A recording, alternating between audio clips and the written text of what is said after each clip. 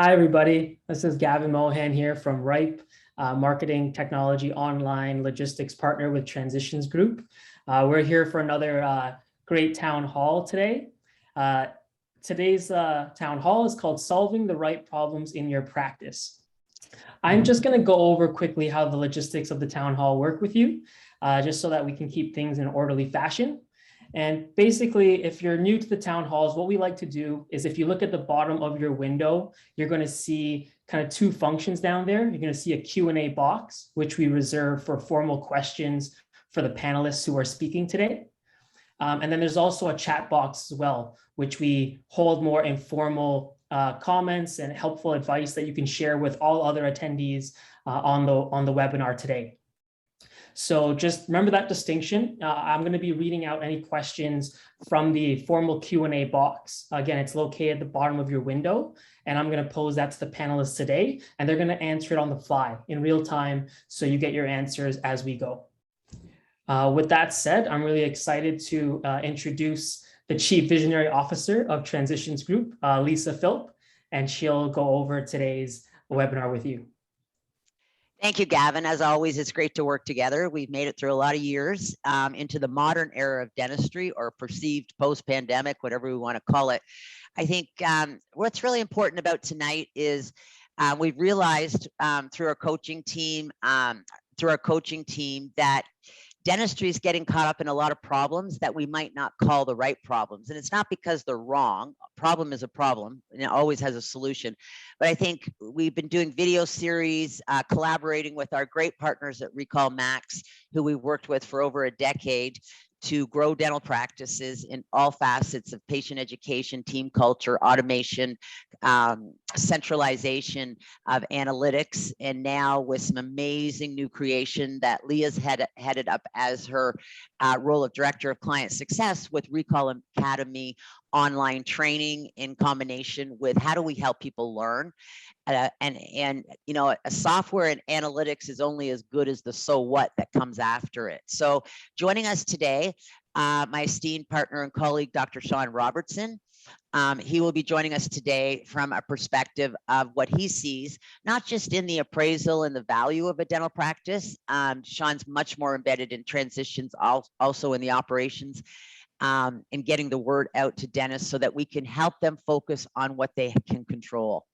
You know, they say the biggest part, the hardest part about, you know, turning crisis into amazing situations is knowing what you're focusing on. And right now, I've said it many times, the worst thing to do is nothing. We're coming back in person. Patients are starting to get more trust. Our colleagues from RecallMax, and they've got some really interesting things to solve. They service thousands of practices in Canada, also in the United States, and work with dental service organizations as well in their growth. I've got the Vice President of Sales and Operations, Jeff, who was my original meeting with RecallMax in Edmonton 10 years ago. And as I stated, Leah Kreitz, who is on the leadership team. And I have personally been training with her in person when we used to do it years ago, right, Leah? And she's an amazing, amazing trainer of changing adult behavior and getting administrative teams and dental teams to see what's in it for them and how to move from busy to being busy and busyness syndrome to being productive through using all of the wonderful tools. So I welcome all of you. And I think, you know, when we talk about the right problems, and I think we talk about, we don't need to relive what we've been through. Dentistry's come out of it quite amazingly for those that have focused on thriving. I am somewhat, worry is not an emotion I have very often. I'm worried about the practices doing nothing, who are just looking at their schedule going, you know what, all the people are in it today. We're just going to deal with it. We're just going to set it and forget it, or just like hope it keeps happening, because hope is not a strategy. So Jeff, could you start out with just showing us from your experience of where you've seen Canadian dentistry go through where we've ended up today, and then we can focus on some of the right problems. Yeah, for sure. No, thanks, Lisa. And thank you for welcoming me today. It's always fun to spend some time with TGNA. So I really appreciate the opportunity to get together today and talk about what has happened to Canadian dentistry over the last few years. So I thought I might start with this diagram here, which is talking a little bit about what's happened between practice closures and restrictions, and now on the current heels of our staffing crisis, and talk a little bit about the waves we've experienced, but more so sort of what we're experiencing in between the waves. And that the visits that we're seeing, in between closures and restrictions and so forth, have us feeling as though dentistry has returned to normal. There's like this false sense of normalcy. And what I wanted to start by touching on is that, in fact, we've missed 4 recall cycles since the beginning of COVID. And it's no surprise to anyone listening, I'm sure, that cancellations have created a massive instability in our schedules. And I think that the patients that are volunteering themselves back to practices in between waves are those that are truly focused on their oral health. And so we find that, practices we're reaching out to nowadays are telling us that, things are back to normal. We're busy again. And so I thought we might start the discussion today with just focusing on some of the statistics we have we're connected to close to 3,000 practices on our servers now. And so the data I'd like to share with you in the following slides are just some of the things we're seeing to help us understand the situation we're in now related to the data. Okay, so I thought I might start with unscheduled patients. And so again, I just wanted to focus on the fact that this is data that we're actually farming. And so, in sharing it with you, this is stuff that we're not sort of guessing at. We're actually seeing this real time, right? First, pre-COVID, we found that the average practice in Canada on our servers had about 52% of their patients that were unscheduled. And now what we're seeing sort of on the tail end of COVID is that number has risen to 58%. And so that doesn't sound like a lot, what's 6%. But when we put it in terms of the numbers, pre-COVID, there was about 1.8, 1.9 million patients that were unscheduled across our 2,500 practices. And we've seen that number now balloon to 2.5, 2.6. And so the actual difference nationwide for us, again, on a subset of practices, is close to 700,000 patients. Okay, and these are the same practices we're calling that have this sort of illusion in between waves that things have returned to normal. Next, we could look at missed and canceled patients. Jeff, before you move on, as far as, because I've been talking for decades, Transitions have been supporting that if a patient, active patient of record, anyone that's been in your practice in the last 18 months to 2 years, depending on who you talk to, is really the lifeblood of the goodwill and the value of the practice. And Dr. Sean and I see this all the time when we're appraising values of practice for ownership transfer. They really don't perceive that 40–50% of the active patients who've been there before are scheduled or are attached to their practice. So when you talk about unscheduled patients, you're talking about anyone who considers this place their dental practice, right? Yeah. They're just literally not anywhere in the schedule. Correct. Yeah, and I think a common misconception there comes from most practices are very good at pre-appointing.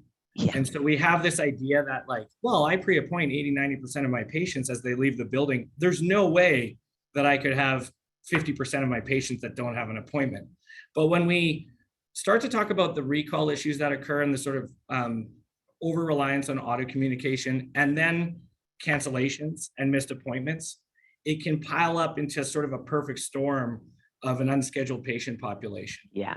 And so you're right, though, it's the absolute gold mine in a dental practice. I think there's a mentality in the marketplace that is focused on new patient acquisition, and there's nothing wrong with that. But I think, that the easiest people to get back in the building are the ones you've already formed a relationship with. And I will say, too, that this 700,000 patients that you see here is within that time period that we're talking about. So within the 24 months since last visit. And so we're not claiming to have unscheduled patients that go, 3 and 4 and 5 years behind their last visit. This is like a white. This is not inactive. This is true active patients not scheduled or attached to this practice, which jeopardizes and risks them going to a competitor. Exactly. And that's what I was actually going to say. If you look at this patient pool as your patients who are at risk for being marketed to Yes. by the guy across the street or the gal across the street. This is your at-risk population who are being actively marketed to. And if you're not marketing to your own patients by engaging them back in, then you really do run the risk of losing them. Right. And it has been shown in Canada that 65% of patients leave a dental practice because of indifference. Right. And that's not because we did anything wrong. It's because they don't know what they don't know, that there's a relationship, right? They're indifferent. There's not a strong loyalty there. So this is something I'd like to stress is one of the biggest problems we feel between management, your coaching through you at RecallMax, is if we can figure out a strategy for admin teams to use your automation and your software to handle this, it has significant growth in revenue. And to jump in on the unscheduled patients thing too, as well, dentists that have formed relationships with patients, bringing those patients back in, those are the ones that have a relationship with the office, that have a trust relationship. So in terms of explaining treatment that's required, you've already built that relationship. So treatment acceptance arguably is higher in that population. So getting them back in your office, to get them back into the program and to meet the needs that are overdue is really important. Really, in summary, it's go with who brung you. Right. That's right. That's a good one. I might steal that. Sure. All right. Next up, we were going to talk about missed and canceled patients a little bit. So, I mean, this is no surprise that pre-COVID, the average dental practice in North America was seeing about 7% missed and canceled patients on a daily basis. At one point, it was 100% because we shut down our practices, but it stabilized here in the last 6 months in around 18%. And it is dropping, but what we're seeing is that the effects of COVID have really sort of been disruptive long-term on our misses and cancels. And it makes sense. I mean, I think there's still people that are getting COVID or getting COVID symptoms and missing and canceling their appointments. But nonetheless, it's tripled in the last 2 years. Wow. And so that tripling causes the busy syndrome of always having to fill the void same day, correct? Well, correct. I mean, oftentimes these cancellations were not given enough notice for, so it's a very disruptive part of dentistry. And I think in part that's leading to some of the burnout we're seeing now.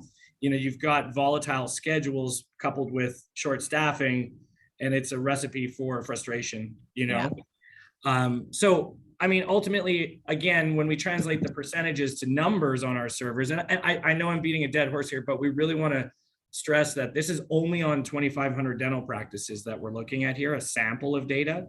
But on our servers, we've seen a difference of close to 550,000 patients that have either missed or canceled their appointment. Wow. And so, I mean, it's a pretty substantial number when you consider this is spread amongst the practices we're referencing here. That's a lot of people to put in the old days binder with a check mark and a highlighter. We're not going to attract people to dentistry with emotional intelligence by saying, here you go, call these 5,000 people and beg them. Yeah, no, for sure. And I mean, what's important here from my perspective too, is that you have some mechanisms in place to recover, right? Because you've got two issues when you receive a cancellation. You've got the cancellation itself, which is now I've got to capture that patient and reschedule them, but then you've got the opening it creates. So it's a twofold problem that you want to have something in place for to be able to navigate that situation. Yeah. Anything else to add, anyone? Leah? Well, I was just thinking before COVID, my most requested speaking topic was overcoming no-shows and cancellations. I guess that's not going to go away. No, in fact, you're going to be on the conference circuit for that one for a while, I think. Wow. Lisa, you've spoken to the importance of that with respect to, having a short notice cancellation list of 50 patients per clinical provider that are available, that you can cycle through and go, are you okay if we call you last minute, half an hour before, an hour before, so that you've got that reservoir there and a system in place that your team knows how to deal with that and hopefully respond efficiently. Yeah, and our senior coach, Lori Vogel, who works on this diligently every minute of her life, she does talk about that, and she's finding that if each provider had at least 45 to 50 on your RecallMax lists that could fill these voids, that will reduce the effort 70–80%. It just works. It's not new. It's just now we can automate it with your system. We don't have to have them write it on a piece of paper somewhere. Yeah, and while I'm on the thought, I think when we're talking about short notice too, I think a lot of dental practices stop short on their recall in the sense that oftentimes we'll work recall enough to fill our chairs, but we don't think about the reserve. Yes. Right. And so I think that's also another point. And sometimes practices don't think about creating 40 or 50 patients in reserve per full-time provider. If we just think about the task at hand, which is filling the chair. So there's food for thought too, because that's some of the coaching we'll provide is that, you know, go beyond just filling the chairs and create yourself a reserve in your recall routine, because 15%, well, 18% of patients now are moving around in the day. And so you need something to battle that. Well, and I think also when someone calls and says, I have COVID, it's not verbal skills needed. We're not going to say, oh, well, who cares? Come on.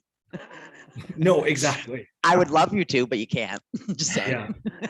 Well, and it's We're all counterintuitive because, I mean, the cancellation rates are going up, but we know that there's some, you know, staffing shortages. So we do have this misperception of like, well, we're so booked out, people can't get in, but it's actually the best opportunity to create that list because people want to come in sooner, right? And then things fall apart last minute. You're and absolutely and right. it is the perfect time to create the resources when you do have this kind of shortage of appointments, so to speak, but then high day of change. So it is the perfect time to build those resources. Yeah, great point. Mm-hmm. Okay, now recall, right? Our due and late patients, which is slightly different than unscheduled. You know, we talk about this all the time. People sometimes confuse the two. You can leave your practice today and be unscheduled, but then 6 months later is when you become due. And so now we're going to look at sort of our scheduling opportunity related to our unscheduled base. So pre-COVID, we were hovering around, the average dental practice would have about 33% of their patients would be due or late for their next hygiene visit. And that number as well has ballooned a little bit here to 38%. So on our servers, the difference is, you know, 1.2 to 1.7 now. And that's almost 500,000 patients here that are off their recall routine on our servers alone. Wow. And so, you know, it's substantial. And I think it speaks to, again, yes, there's people volunteering themselves back to practices right now, and so they should. I'm one of those patients that, like, as soon as I was comfortable to go back to my office, I would. But, you know, due and late percentages have increased substantially over the last 18 months as well. Well, Jeff, I would argue that, I would argue, Jeff, that, you know, 5% increase on offices that use a software that automates recalls and has a tight efficiency of that program means that those that don't are probably looking at a bigger number. No, that's a good point. For sure. I mean, that's the reactivation of keeping up with, from a management perspective, the oversight, especially with your brand new with your new launch of Platinum. I had to talk about it. I love it. It's awesome.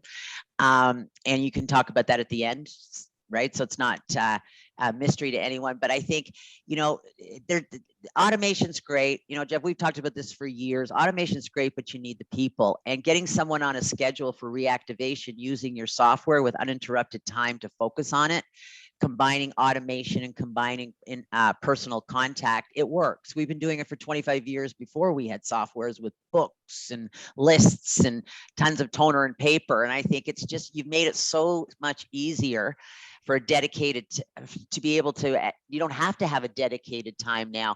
Reactivation's happening every single week. And, you know, Leah, you had a formula, remember, for years, you had a formula of how many hours you should spend on this concept based on how many people were overdue in your practice. And I invite anyone that wants to look at that I know you'd be happy to send it out to them, but it's what we use in our coaching to formulate a strategy for our teams when we coach of how many hours should I spend? You know, it's not arbitrary. It's not an hour a week. It's not 3 hours. It's very formulaic, isn't it?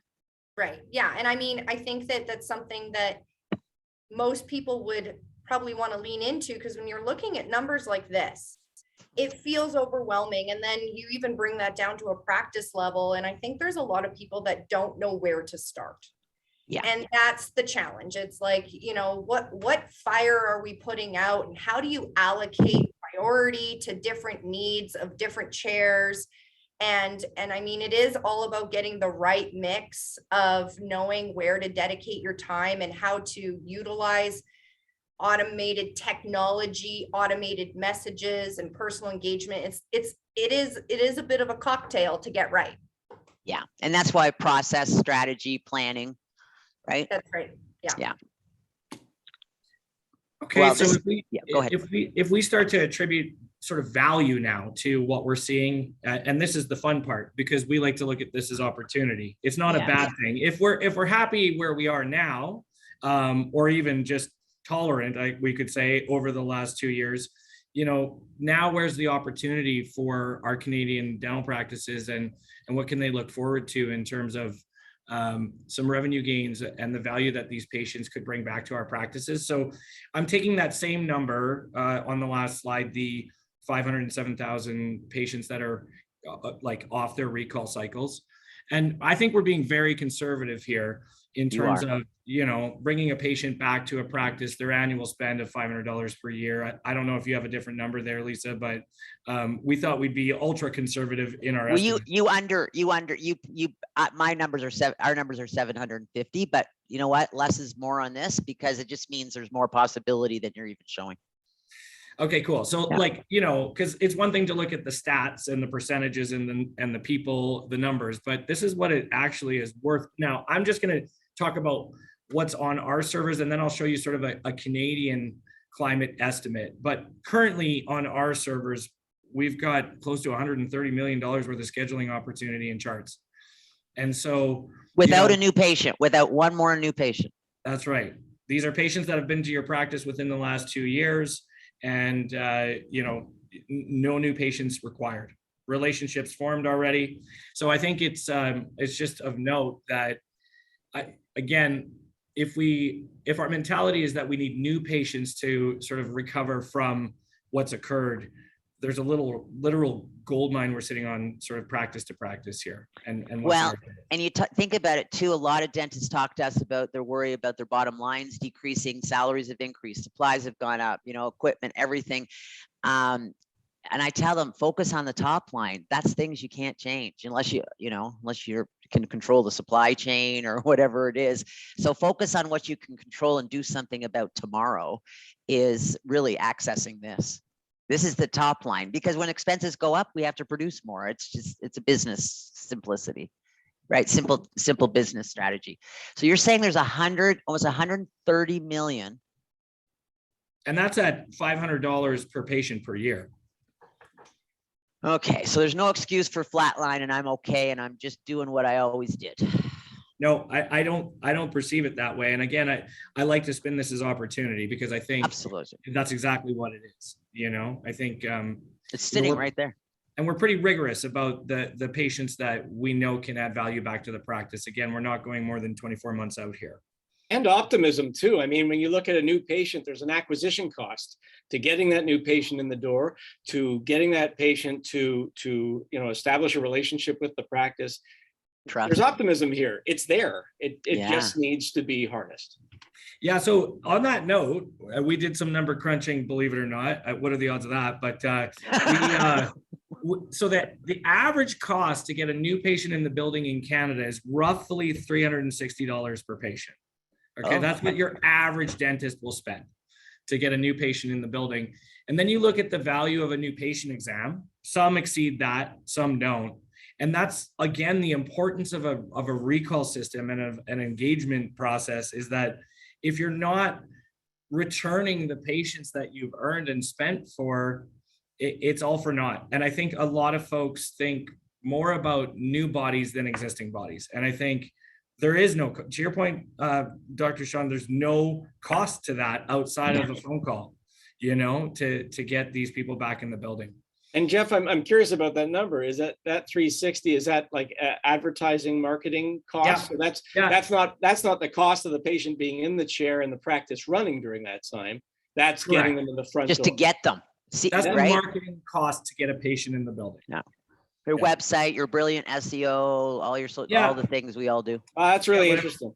Yeah. So that's one of the things we like to touch on when we kind of try and focus our attention on the people we already have. It's just a nice number to know. Now, we're not saying you shouldn't market and get new patients. You should just recall them once you have them. Yeah, right? exactly. That's the perfect storm. Yeah. Because you also want to recognize that this pool of missed opportunity or any patients that are unscheduled, those patients are accessible to you for almost nothing. And all the other guys are paying that $360 to market to the patients that you can get back for $0. Yeah. And that's really the whole point of this is like, you've already invested the money to get them in the door. So then just do a small portion to just kind of keep and maintain that relationship, which is what it's all about.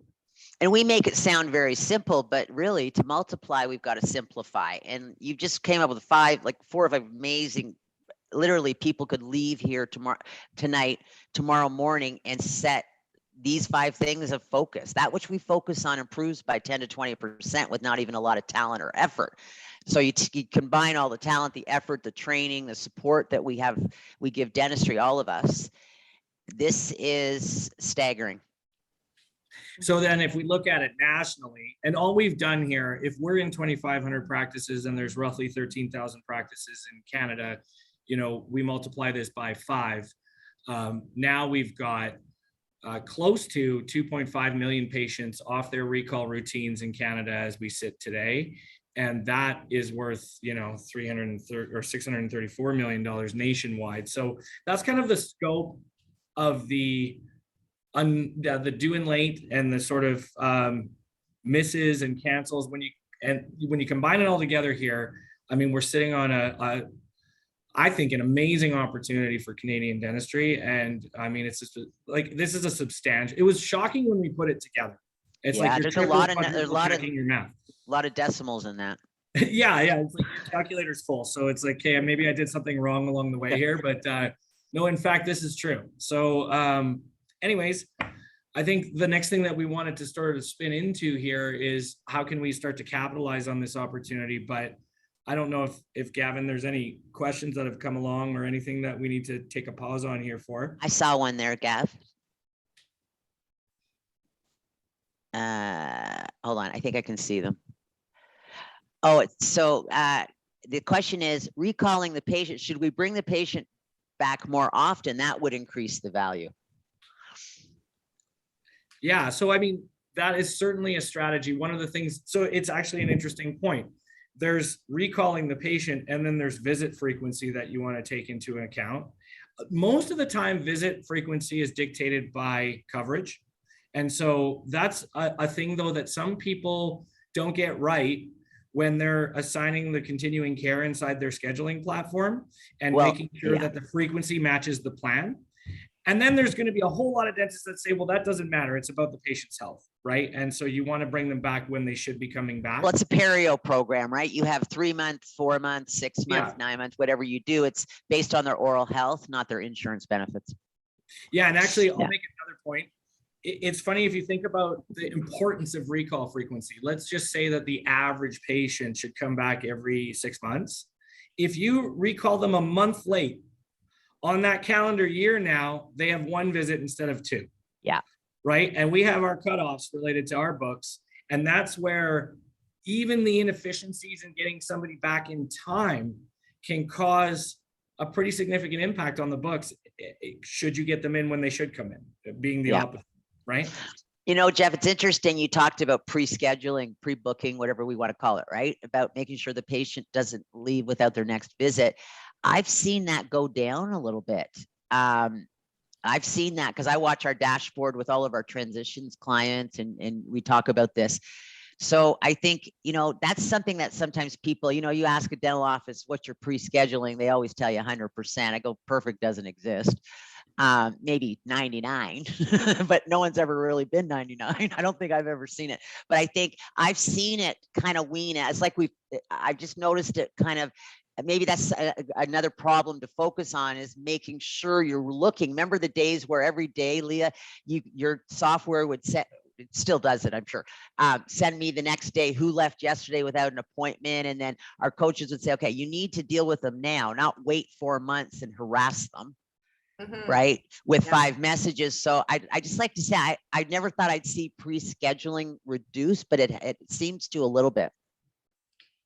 Yeah, I mean, I think if it drops down a little bit, it's all about the proactive schedule, right? And yeah, and the miss of the pre-appoint is what's lending to what we're seeing on the screen right now. Because if you book them before they leave, the downstream workflow for your staff is completely diminished, right? Yeah. I mean, who would you have to recall and contact? There wouldn't be overdue people if you actually had that maintained high rates of pre-booking. So that it's an integral piece of the proactive approach to keeping your schedule tight. Yeah, and administrators still agree with me, Leah. Every patient you let leave without an appointment causes 1 to 4 hours of telephone harassment, automation, thinking about it, energy, shortened lunches, filling voids, right? Like it's all of our stresses are simple to reduce or make better. We just got to do the work. That's right. And I mean, what a dream world. Could you imagine if you did pre-appoint every single patient and then all you had to do was send out an email on the cancellations?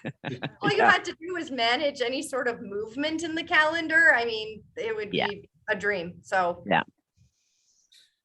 yeah. So I mean, if we talk about the opportunity now and what's sitting in our charts nationwide, the question becomes like, how do we capture it?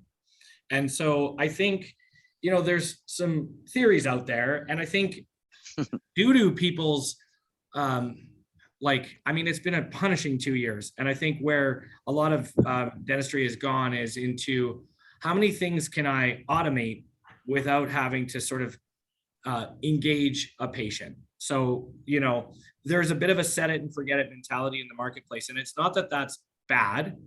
It's just that it can't be the only thing that you're doing, right? I think there's a lot of value in automated communication, and we'll get into sort of the next thing that I'd like to talk about is sort of the good, the bad, and the ugly related to like a tech suite.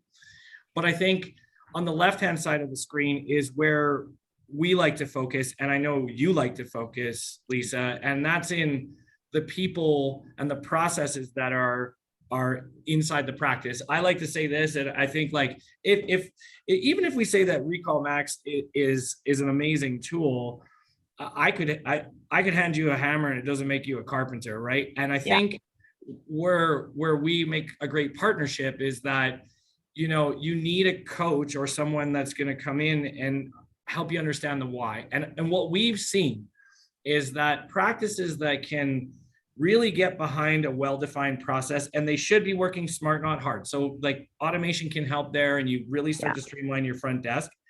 That's where the majority of the gains come from. The set it and forget it, the auto reach out stuff, the online bookings, all that can be an excellent thing, but it should supplement a really strong program at the front desk and for the office management and the owners. And well, so, we're a human capital business, right? You put the people first, the money comes. We talk a lot about this potential of money, but that's really putting the people first, of one patient contact at a time. No, exactly right. And I don't know, I'd like to kind of touch on this too when we have our discussions, but for some reason, like you look at your company, my company, anybody's company, you have to build it by engaging your customers. Yeah. Right. And somehow in dentistry, we've been a little bit convinced that you shouldn't have to engage with your patients and they should just come running back. And I think, that's one of the things that we try and educate people on, is that our patients are vulnerable. And to Leah's point earlier, like and to your point, Lisa, too, about indifference, it's if I haven't been invested in and a practice opens up that's a block closer, or what have you, I'm not committed to you in any real way. And so I think that's the sort of mentality that we're trying to download into people, is that we should really invest in our patient base from an engagement point of view. Yeah. But how can we make that easier for people? And I think that's where we're aligned as a partner. Yeah. It's like that's an important thing, because it's not easy. Yeah. And Jeff, it's interesting. The 2 years, it was tough. There's no question. I mean, we ran COVID survival. We all just pivoted. How are we going to support the people that brung us, which is dentistry? And I found the first quarter of 2022 the most difficult for dentistry. Us too. Like, no joke. Like the first quarter of 2022 was harder than any quarter that I've actually experienced in 30 years in the profession, not to be dramatic, but I mean, that's the truth. And I think, there's a lot, we all know the reasons for that, right? We know the reasons. We know there's a great resignation. We know that there's burnout. We know that, where do we start? Like Leah said, like there's 6 major programs, the problems here of like millions of dollars. Where did we start? You know what I mean? So I think I found this quarter to be the hardest, this past quarter. We did as well. In fact, Leah and I were talking about this yesterday. It was like, there's a real sense of fatigue. And I think it permeates every business out there right now. But then to your point earlier, now's the time to sort of double down and dig in. And it's hard to do, but we're finding the same thing. Right. I thought that the first 6 months of COVID was going to be the hardest because it was chaos. But somehow people banded around the problem, and for lack of a better word, there was some excitement almost around it. Like, how can we figure out the problem? I think now it's like, can we get back to normal, please? And there's no more excitement over sewing patterns for how to make your own gowns. Trust me. I lost that excitement about a year and a half ago. Yeah. That's a private joke. See the creations, Lisa. Oh, that's a private joke. It wasn't a private anymore because I could tell it. But out of all the things we did, and over 900 things with Gavin and for COVID for dentistry, the most popular thing was, and I've never sewn a button, was our sewing pattern for gowns, because you couldn't get them, and dentists didn't want to pay gown companies, right? So hygienists were at home sewing gowns off this pattern. It's very funny. You never know. Dentistry, that's why it's so exciting. You never know how they're going to respond. This is true. Yeah.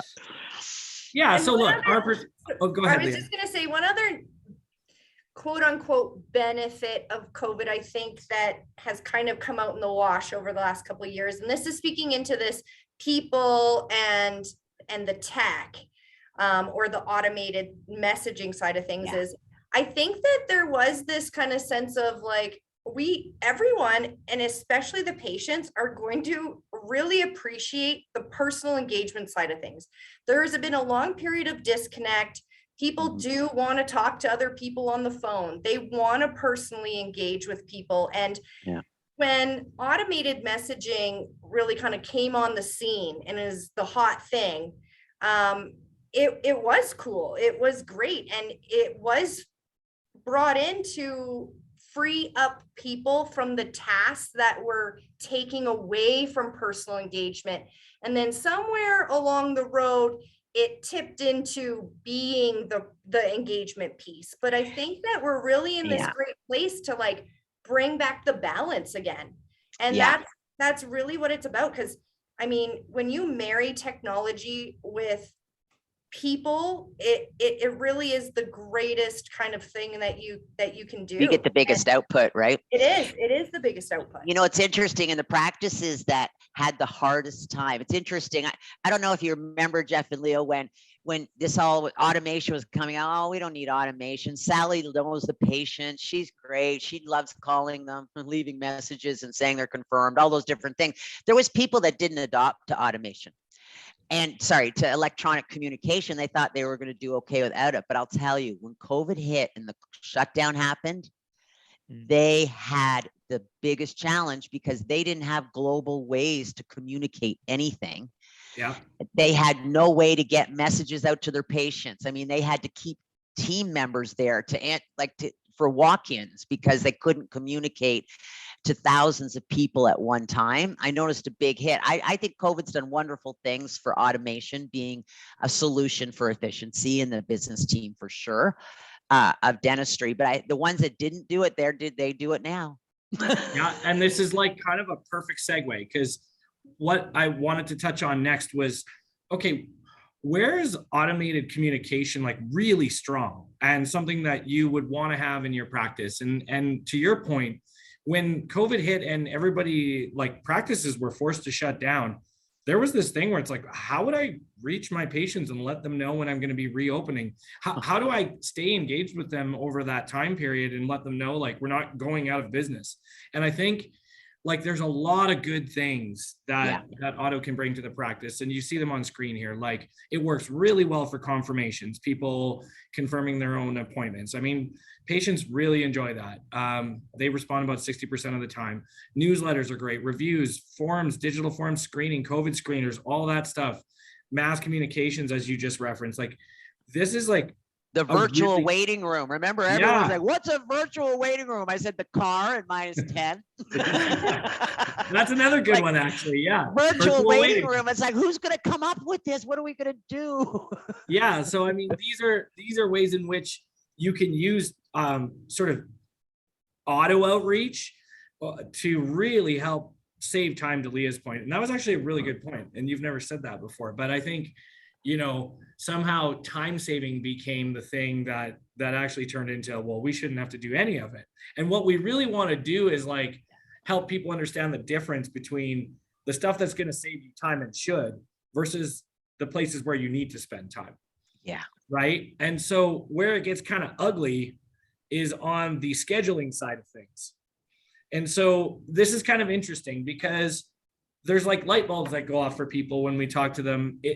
Because when you think about automated messaging, you think it works because you have a Rolodex of responses going through your mind. And it's like, yeah, no, I mean, patients are responding to stuff all the time. And where they love to respond is on the confirmation side. So that's the good part. But the bad and the ugly is, like, when you're trying to get somebody back. So to this day, we've been monitoring the response rates of patients for a decade now. And you would think another misconception is, yeah, but people are getting more tech savvy.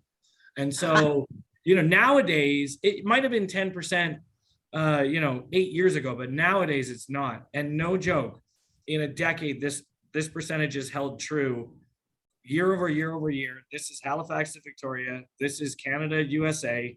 It is 10% of patients will respond to a communication, auto text, auto email, when it comes time to schedule themselves, whether book online or to request an appointment.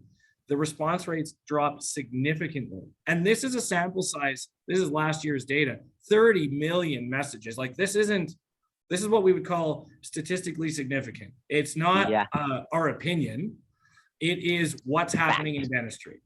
Yeah. And so when we think about using tech to help us recover and help us fill schedules and help us get people back in chairs, that's where it falls short. Like, 90% of the opportunity is missed.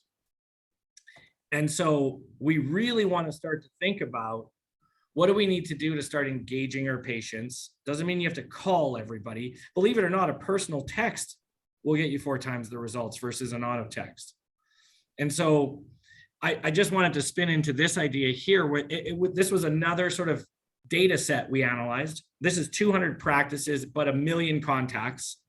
Okay. And the difference engagement makes in boosting scheduling and recovery of appointments, misses and cancels and things. The auto service in this sample was getting a 7% kickback. So 7% of patients who received an auto message would go ahead and book themselves or request an appointment.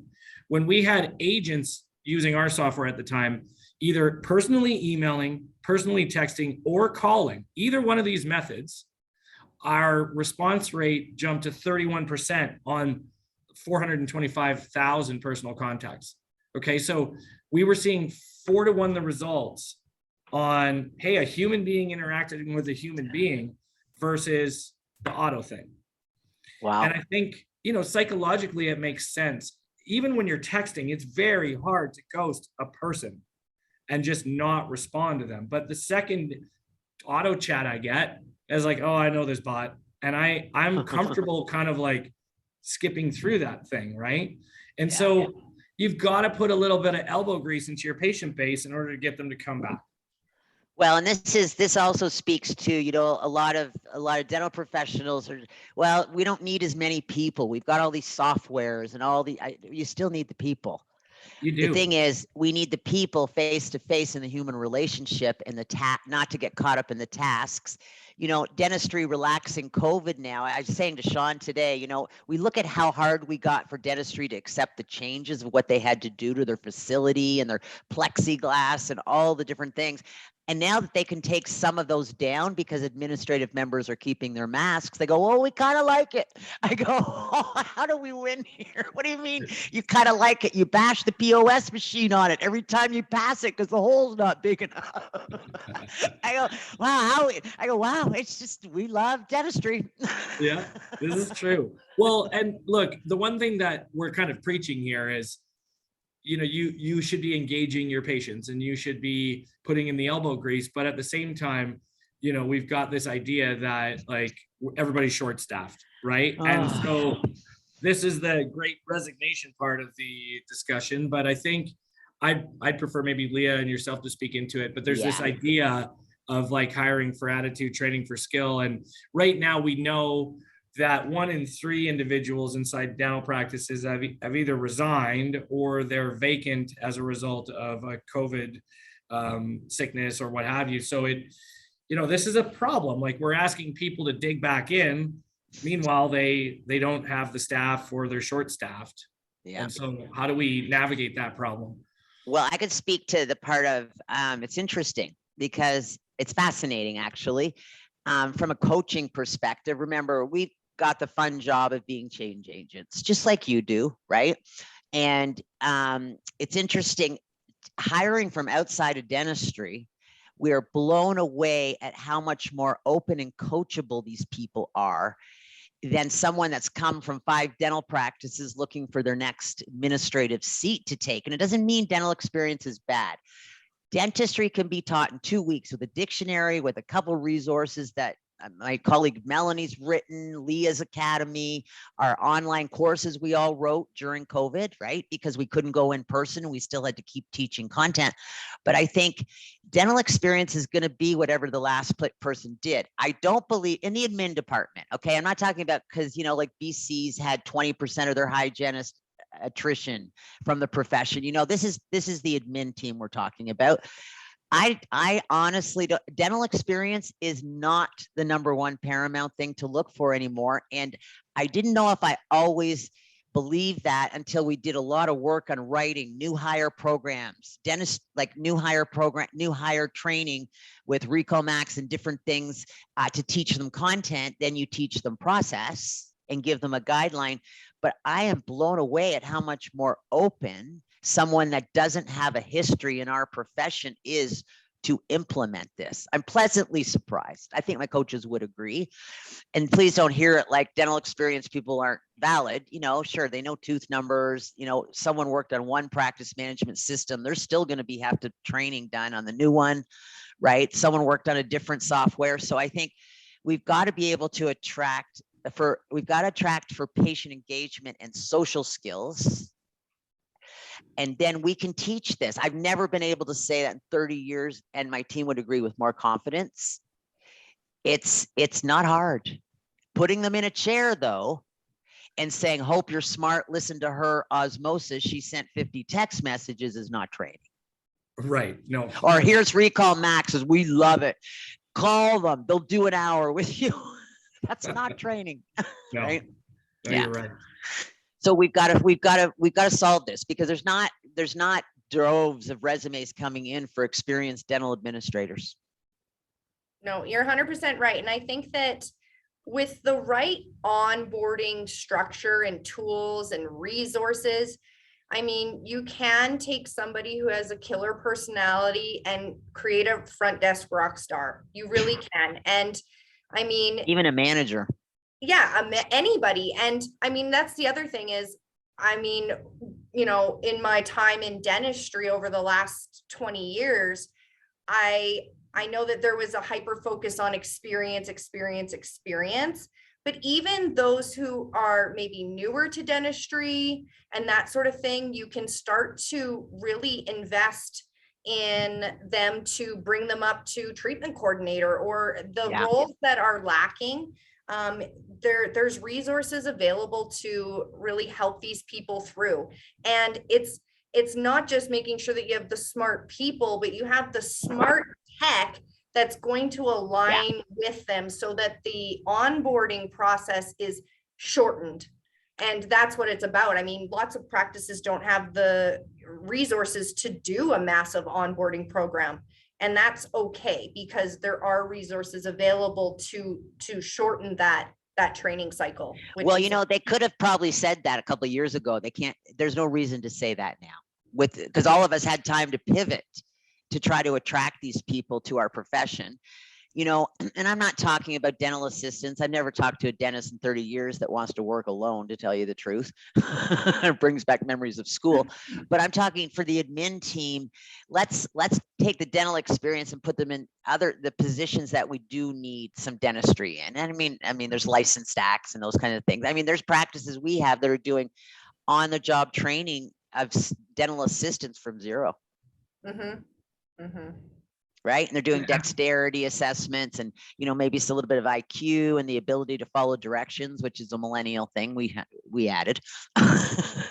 Because there's a lot of directions to take. But I think what doesn't not keep me up at night is finding great socially, emotionally intelligent people to work in the admin office with everything we've got. It's there. Yeah. And would you say then that it would, like, how long would that training track be, in your opinion?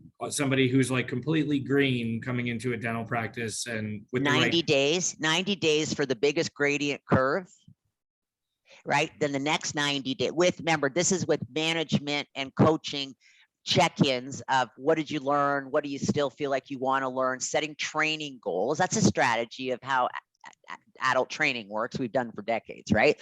So with attended, managed, or coached training program, 90 days max, then you can take the time and get them to observe the 3 procedures in hygiene of health, disease, and maintenance. They can clinically observe the top 12 dental procedures done 80% of the time in a general practice and get an experience of the procedures. And then the next 6 months is them just keeping is monitoring their performance. And I find they love these dashboards because it tells them how they're doing. They don't fight it and go, oh, I'm not doing that. Someone will know I never do recalls. I told them I did 12. I only did 1. You know what I mean? They're not afraid of being caught not doing anything. They love this. And it's not generational. This is not, you know, some people say, well, the younger ones, nah. You know what? There's people coming in from no dental experience that just have life experience. Or believe in healthcare, and you know, with practice with a vision and explaining to them what oral health means. Why do we do this? We don't do this like a whack-a-mole game for money. We do this because we provide preventive. You know, you got to give them some onboarding as far as philosophy and that kind of thing. But honestly, to answer that very simply, 3 to 6 months, you can have a well-versed, trained dental administrator that could move into treatment coordination relatively soon once they learn the procedures and some of the codes. They're all there. I mean, all the dental associations have modules. We have them. You have, like, there doesn't lack content and knowledge training. Yeah. Right. Yeah. Cool. Yeah. I'm gonna skip ahead a few because you brought up something that triggered you. Yeah, it was this idea of and I think they're the sort of huge fans of one thing that you mentioned, which is I think there's a little bit of a gap too between what people are doing at the front desk right now, and assuming we could recruit some amazing talent and place them within 3 to 6 months. And I believe you. I think that's well, we've done it. That's not made up. That's not my instinct or prediction. Now that's history. Yeah, and then for us, the other step is, and I'm sure you'd agree, is that, you know, you need oftentimes, and this is no fault of office management, but the PMs that they use aren't well designed to monitor activity at all. In fact, the best thing that you've got is, hey, run up to the front desk and say, did you do your recalls today? Did you get back to those cancellations from yesterday? Like we have anecdotal evidence at best. And there's really no concrete way to measure someone's activity. And one of Leah's favorite sayings, which I've put on this slide, is inspect what you expect. And I think whether you're doing this with software or you're doing it manually, you have to have systems in place to be able to concretely measure. Validate it. Yes. Yes, what Validate. somebody is up to. Because this is a huge gap that we see. And, you know, it's almost like having a ship without a captain. And there's not, and I don't mean this as a make wrong, but there's no one at the front desk when you walk up is going to say, well, I haven't been doing any patient outreach for the last week. Like this doesn't happen, right? So I think this is a key element to success. Assuming we could help practices get their folks trained up in a hurry and get them effective, and front desk rock stars, as you put it, we still need something in place that's going to help managers understand what these folks are doing and have a real coach and mentor to be able to guide people in the right direction. Yeah. I don't know. You're very right. And I think that, you know, from the just working with managers a lot, it's not assessing the, you know, not being in the same environment, or even when you're with the people that you manage, right? This is when there's a level between the owner and the team, right? Management isn't doing it for them. Management isn't, you know, interpreting a report. You can do a day end in 5 minutes and a month end in an hour now. You know what I mean? It's how do you keep the performance of your people up, and how do you keep them engaged? This isn't to find them doing something wrong, but not looking at the oversight and all the dashboards and knowing exactly what every team member is doing is to reward what's working. That which is rewarded is repeated. That which they know is monitored and tracked improves by 10% because they don't want to be embarrassed. Correct. You follow me? So I think this is a big, you know, I had a client, it's interesting. I had a client call me last week and she said, you know, my hygiene schedule is blown open and my manager says I'm expecting too much from her to go on the RecallMax dashboard because that shows where they can solve their problems. And I said, that's not an expectation. That's just a fact of management. If you want to solve a problem, why not go somewhere to a dashboard that tells you exactly where you can then sit for 10 minutes and mentor and coach that person to put their focus to solve the problem. Mhm. Yeah. Right. And the nice thing about numbers is they're void of opinion. Do you know what I mean? Yes. It's like there's truth in numbers. And I know that's a common saying, but it's really how it is. It's being able to look at something and say, hey, like you're excelling at this. Congrats. This is struggling. Let's get resources. How do I help you? That. How do we help you excel at everything and win at all things without it being, like you said, a make wrong or anything like that? And it's not about micromanaging people. It's having the capacity to, at a glance, see where there's gaps and then being able to insert solution so that you can close the gap. And that's yeah. And you know, I think sometimes managers, I've heard them say, well, I don't want to be too hard on them. They might quit. Okay, well, here's the thing. They're gonna quit if they are just allowed to do what it is they're doing. They don't get a result, and then you tell them at the end of a 30-day cycle is going to be way more offensive than to say, let's sit and strategize. Where can I help you? What do we need to do in this practice to support you to focus on this? Because you can measure, right? You can measure how many contacts are made. What was this conversion? You know, for years we tracked conversion rate by the honor system on a monitor. I almost feel a little embarrassed because probably they were embellished by about 2/3 because obviously a human temptation to write you did a few more things than you did because no one would find out.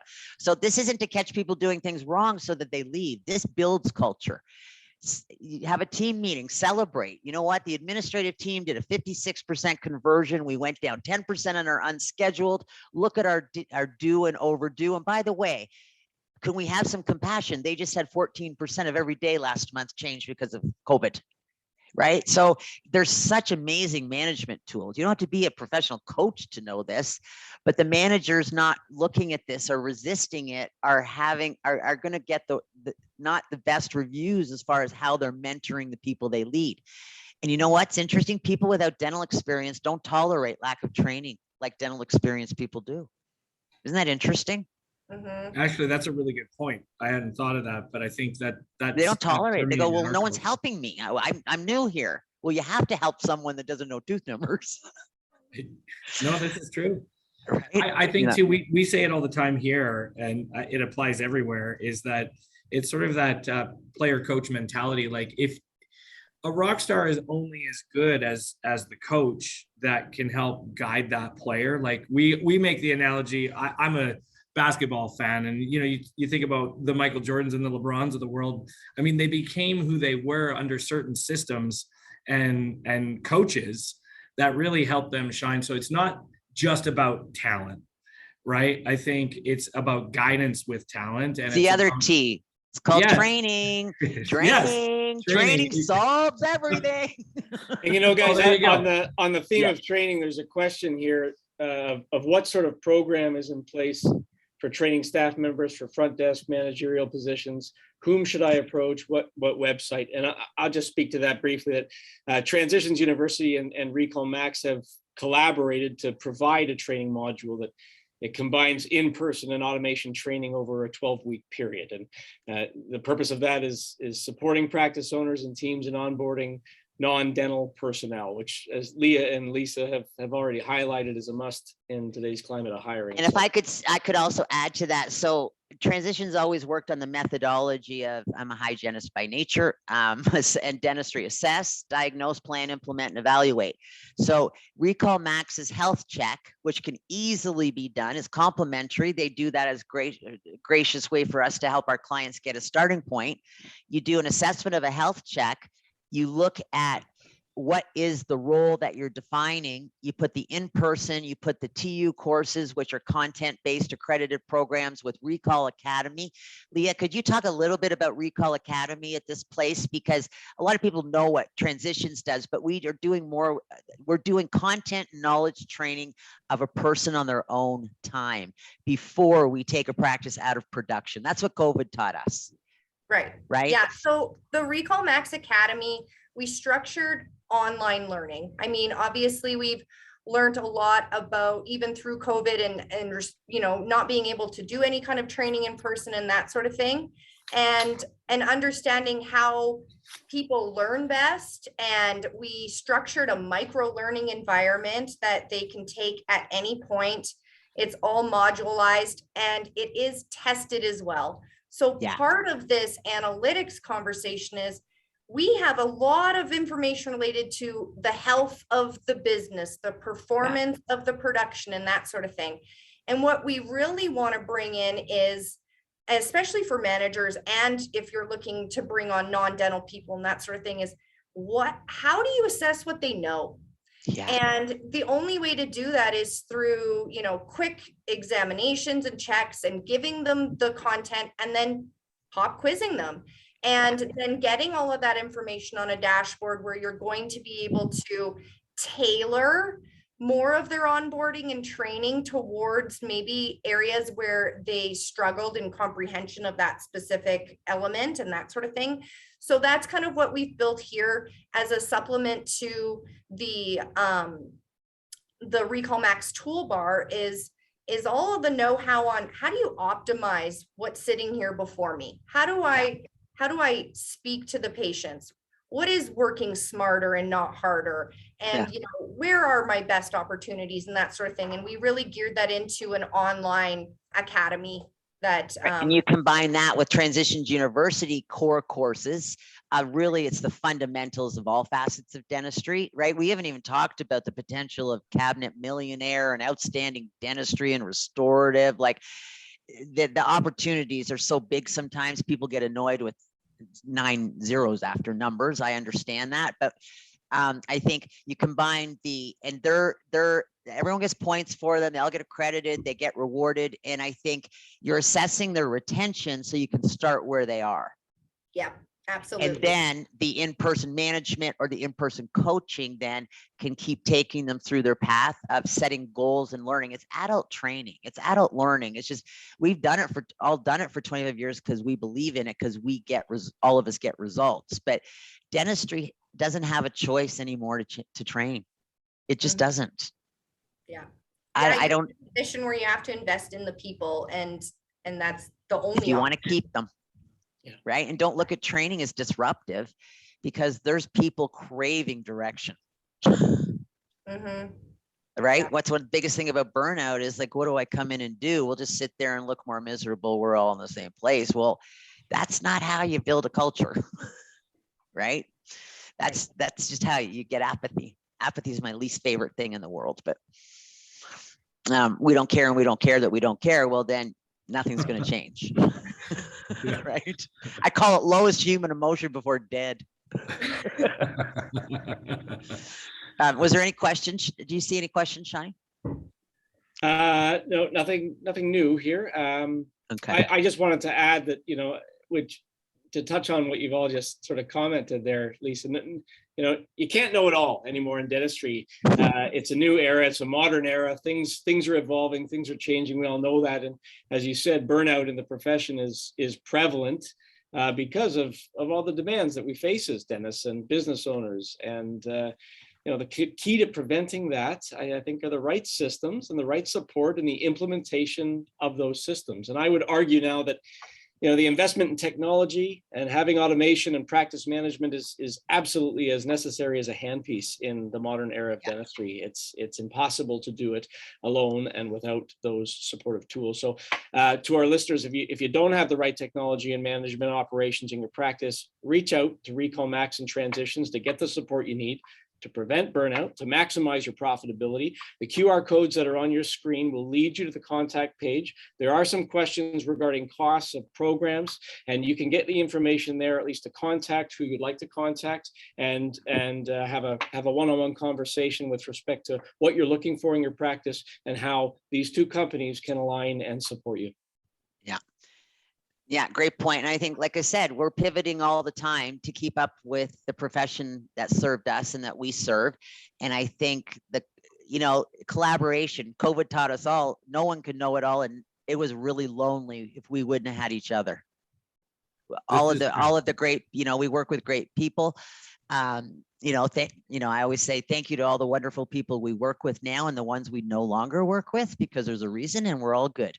So I think it's all about getting results, and it's all about keeping dentistry on a growth curve. Dentistry as a country was predicted to decline by 2.5%. Not on my watch. Jeff, on yours either. Nope. Not on my watch. It's dentistry. We're $13 billion a year. It can't decline.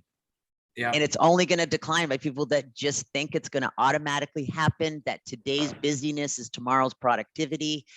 And I mean, you're right. The people combined with the automation and, the growth, do you need less people when you're automated?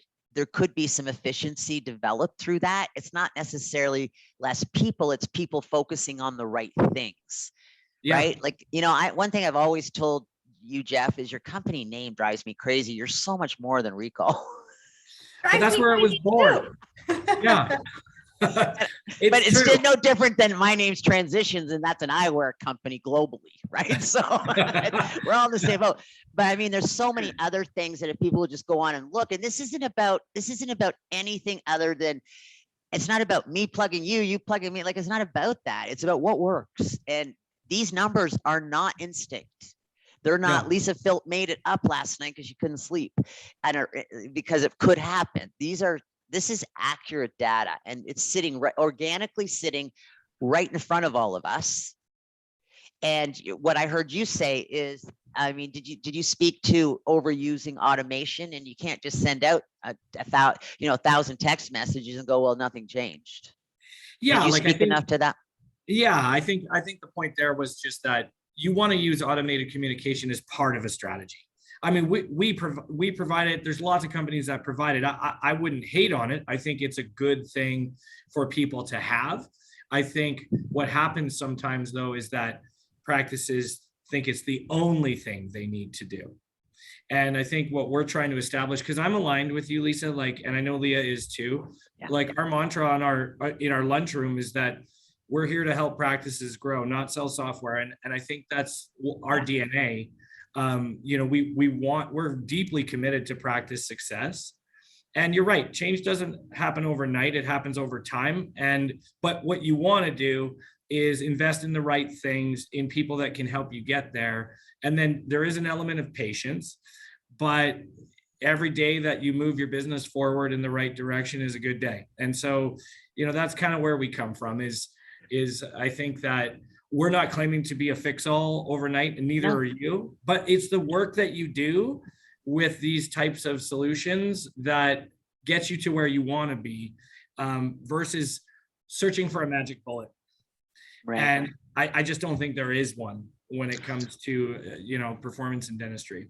Well, and I think your process of your automation with the entire active patient base, right? It doesn't mean you don't market. Like we're not saying there's just one answer. And I've said this Correct. for years. There's not just one thing in dentistry. There's one problem at a time, right? Yeah. To focus on. But I don't think there's one thing. But I mean, from the marketing and the analytics to you managing the patient engagement from A to Z, from the surveys and knowing what patients like, what they don't like. Like there's so many different things. And then you look at what's grown clinical dentistry. Think about it, is technology in handpieces that reduce tooth structure faster, man-made fabricated tooth roots, and digitization of scanning and impression materials and all the things these new generation are coming out going, you don't have digital radiography? Are you kidding? Sean, when you do an appraisal and you've got buyers and they go, well, what's the technology? Wouldn't you say that's one of their top 3 questions? Yeah, absolutely. And in fact, your timing's perfect, because there was a question just posted now about buying new technology and smart tools. What are the best investments? And it's true that everything is going in that direction. And in fact, patients are demanding that. Patients are looking for that. So it all kind of goes together in terms of automation and what you're providing. It's interesting because arguably we're in a healthcare crisis right now, right? There's a lot of patients that in their standard care are frustrated, that are waitlisted, that are behind. Again, I see that as an opportunity because dentistry can redefine itself. And as Jeff has said, that what RecallMax is doing, we're in a high volume relationship-based business. And so what these tools are all about is managing that volume and strengthening those relationships, which is, it's impossible to do alone. And you want to be providing quality care in an environment where the patient feels safe and is as modern as possible. Those elements absolutely add value. I mean, to the person who asked the question, which tools, that really depends on the type of practice you have, the demands you have in that practice, what kind of care you provide, and so many factors. But yes, Lisa, I mean, those who, and we wrote an article about this in Oral Health in January.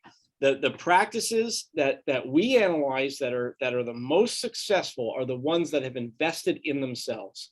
They have invested in technology. They have invested in infrastructure and support like RecallMax. They have invested in practice management. The ones that are reinvesting are in fact thriving, and that's probably to Jeff's point, because they can manage the patients that are in need of coming back. Yeah, and we say this is another maybe final point, but if you think about all the tech and where most of innovation goes in dentistry is chairside. Yes. And we often overlook the front desk, which are the operators of the multi-million-dollar business. And so it's kind of an interesting dynamic because they've got their PMs that they've been using, and sure, your Dentrix or your Eagle or whatever received an update, but that's about as far as it goes. Yeah. And so kind of what we're in the business of doing together is really helping the operators become more efficient, because the folks that are doing dentistry, they have the latest and greatest, but we really want to start to think about how can we lever people that are operating the productivity of the front desk with technology to help them do better as well. And so it is an interesting thing to think about, because the front desk, no one likes, the days of a dentist going to a convention and buying a piece of technology for the clinic and it sits there like the exercise bike in my bedroom. Right? They're frustrated now. They used to be okay with that before. Oh, I bought something, a shiny new thing. They brought it back and no one uses it. Not sure how. I didn't get any training, right? But now I find without the administrative run with this efficiency, the dentist can't use any of that technology. There's no, if we don't have a patient or provider in a chair, there is no practice. Yeah. To simplify it and dummy it down, right? So I think the focus on the business office, you called it front desk, but you know my joke. That's a piece of furniture. Just saying. Okay, my bad. I'm a dinosaur. Look at all my gray hair. And I Lisa, know. this is real. We're you know, both not- gray, not a honey. My choice. gray's real. We're both. COVID gave a lot of people gray hair. Leah still's got beautiful hair. Yeah. Good. Yeah. So I think that the essence of all this is know what know what's working. I said this for so many years. If it's working, do more. If it's not, do something different. And if you don't know, stop living under a rock in denial and apathy, because you're going to be left behind. Patients are looking at us in healthcare, like Sean said, they're looking at us as the stellar echelon of being able to get into a part of healthcare. And COVID's done amazing things for patients' perception on oral health being the gateway to overall body wellness. We don't have to preach it as much anymore. They get it. Yeah. Right? And they're getting sick. They're getting sick. So I guess, what do you think, Shadi? Is there any more questions? Any more I thoughts? think we're all caught up.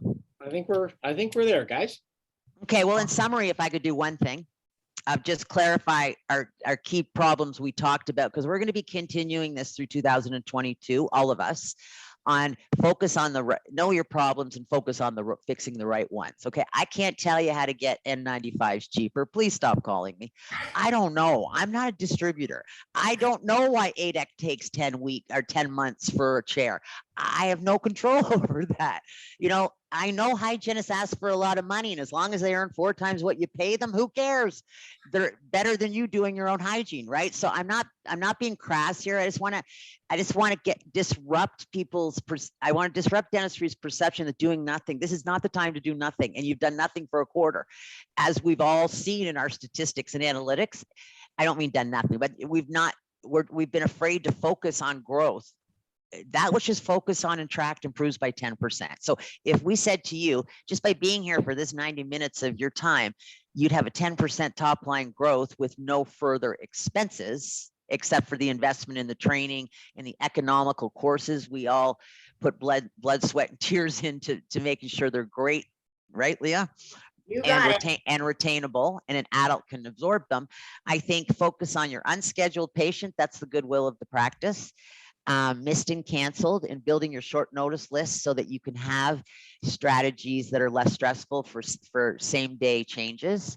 Look at who's overdue for their recall and start with a 10% goal to activate 10% more people to get on their interval than you had last week, last month. I think the pre-scheduling, don't think it's 100%. Look at your stats and see that what percentage it's at, and talk about it every single month. We never stop doing that. And I think get your team together on a monthly basis, celebrate what's working. They need to hear what's working, and talk about 1 or 2 things that you're going to focus on as a group to make better next month. And I mean, the patient engagement, there's so many other things. There's so many other things we could do a whole nother town hall on, but I think look at your outstanding dentistry. It's all sitting right on the screen in RecallMax. And I know all of you tell me it's not accurate. Okay, I get it, but it doesn't matter if only 50% of the numbers I see that are sitting in the charts for your storage department were true. You double your practice in a year. So let's stop focusing on the little things. Let's look at the big picture and say what's going to have impact tomorrow, next week, and throughout this year, so 2022 dentistry can have some growth. Well said. Yep. Okay, are we good? Yeah, Lisa, thank you again for the opportunity. And Dr. Sean, this was a lot of fun, and it was a pleasure getting together with you tonight. So again, thank you. Likewise. You're welcome. Leah, Gavin, thank you. Yeah, and we did record this, right? So I guess we will have it on both of our websites, right, for future viewing? You got it. Okay. And I love these QRL codes. QRL codes, by the way, was one of the fastest growing explosion of a dead concept of technology, I was just told during That's COVID. Kudos to Kevin at RecallMax. He had those things done in about 7 seconds. It was amazing. Gotta love those Utah guys. They're brilliant and they're so sweet. They are. Yeah. Okay, well, like I said, we talk all the time, and I'm so excited for my first trade show in Manitoba, in Winnipeg. Are you guys going to be there? We're actually going to get to hug people. I know. Our next show is the ODA, so we're gonna be there with you. Okay, I'll hard hug you at the ODA. Okay. Yeah, I'm looking forward to it. I'm gonna call you out on that one. Oh, I love hard hugs. Okay, sign me up. Okay. Okay, and thank you, Gavin, for all you do too as well. And Gavin, like I said, Gavin will get all of this out, and we'll have it ready because dentistry will win. Failure's not an option. You got it. Okay. Thanks Take to everyone care. who came. Thank you. Thank you, guys. Thank you, Leah. Bye. Bye.